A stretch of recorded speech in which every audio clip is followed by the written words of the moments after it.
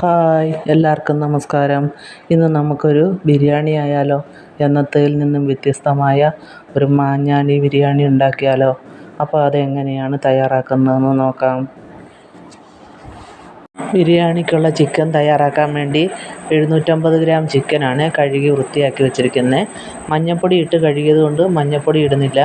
1 table spoon മുളക് പൊടി, നാരങ്ങാനീര്, പാകത്തിന് ഉപ്പ് ഒഴിച്ച് നന്നായിട്ട് തിരുമ്മിയിട്ട് നമുക്കൊരു 2 ടീസ്പൂൺ വെള്ളവും കൂടി ഒഴിച്ച് ഒന്നുകൂടി ഒന്ന് തിരുമ്മി ഒരു 20 മിനിറ്റ് അടച്ചു വയ്ക്കാം. ചിക്കൻ ഒന്ന് ചെറുതാക്കി ചൂടാക്കി എടുക്കണം. അതിനുവേണ്ടി കുറച്ച് വെളിച്ചെണ്ണ ഒഴിച്ച് കൊടുക്കാം. നമ്മുടെ ചിക്കൻ മസാല തേച്ചിട്ട് 20 മിനിറ്റൊക്കെ കഴിഞ്ഞു. ഞാൻ ഇച്ചിരി കാശ്മീരി മുളക് പൊടിയും കൂടെ ഇട്ടിട്ടുണ്ട് ഒരു കളറിന് വേണ്ടിയിട്ട്. ഇനി നമുക്ക് ചിക്കൻ ഓരോന്നായിട്ട് എണ്ണയിലേക്ക് ഇട്ട് കൊടുക്കാം. നമ്മുടെ ചിക്കൻ ഇതുപോലെ നമുക്ക് തിരിച്ചിട്ട് കൊടുക്കണം. 1 മിനിറ്റ് നേരം നമ്മൾ ഫ്രൈ ആക്കിയാൽ മതി. അപ്പോൾ നമ്മൾ 2-3 പ്രാവശ്യമായിട്ട് ഇങ്ങനെ ഓരോ സൈഡും തിരിച്ചിട്ട് എന്നിട്ട് നമുക്ക് ഫ്ലെയിം ഓഫാക്കണം.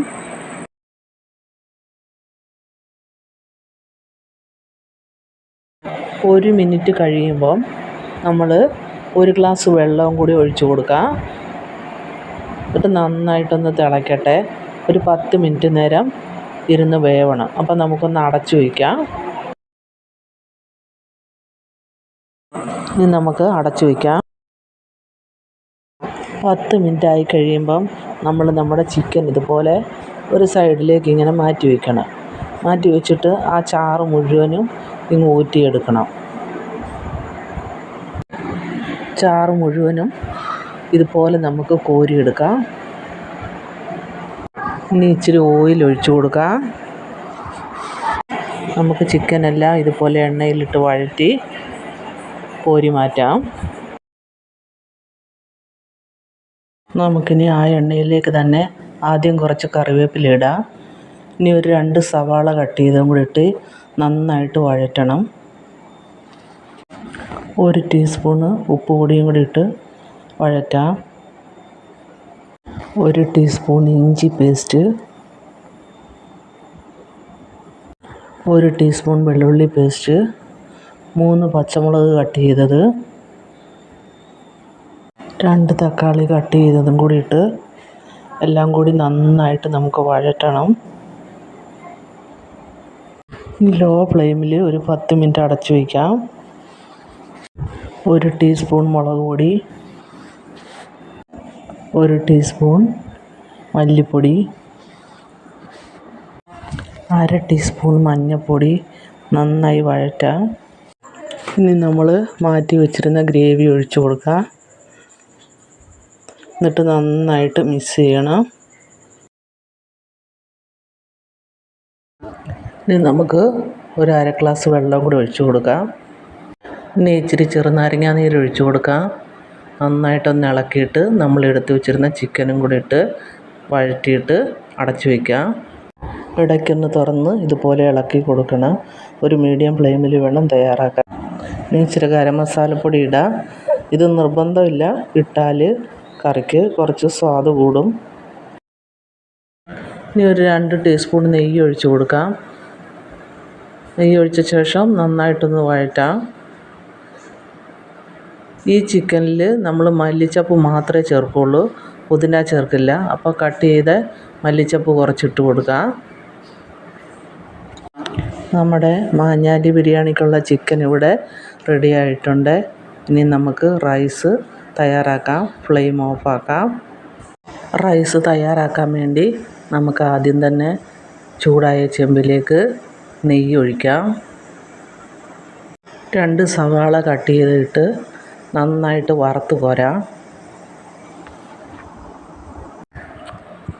ഇനി 1 ടീസ്പൂണ് ഉപ്പ് പൊടിയും കൂടി ഇടാം, സവാള നന്നായിട്ട് വഴന്ന് കിട്ടാൻ. സവാള നന്നായിട്ട് വറുത്ത് നമുക്കൊരു പാത്രത്തിലേക്ക് കോരി മാറ്റാം മുഴുവനും.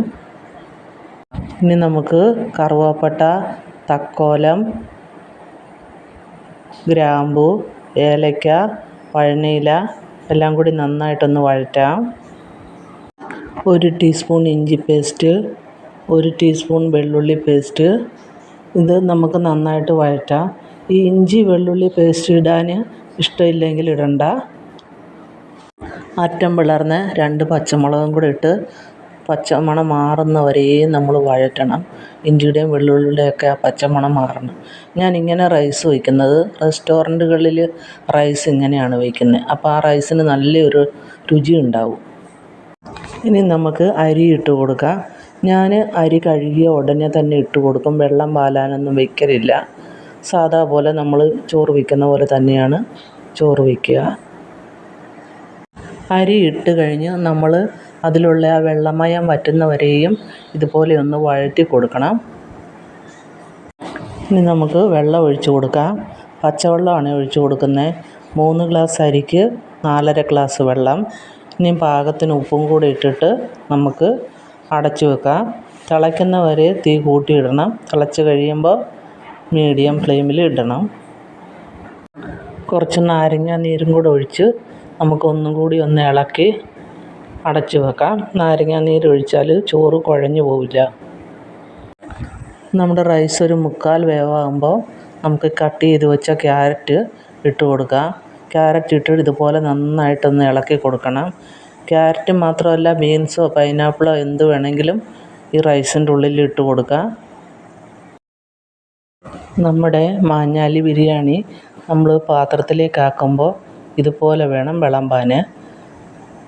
റൈസ് ഇങ്ങനെ വിളമ്പിയിട്ട് ചിക്കൻ ഇതുപോലെ ഒരു സൈഡിൽ വെച്ച് വിളമ്പണം. നമ്മുടെ മാഞ്ഞാലി ബിരിയാണി ഇവിടെ തയ്യാറായിട്ടുണ്ട്. നിങ്ങളും കൂടി ഇങ്ങനെയും ബിരിയാണി ഒന്ന് വെച്ച് നോക്കണം. നല്ല ടേസ്റ്റാണ്, നല്ല രുചിയാണ്.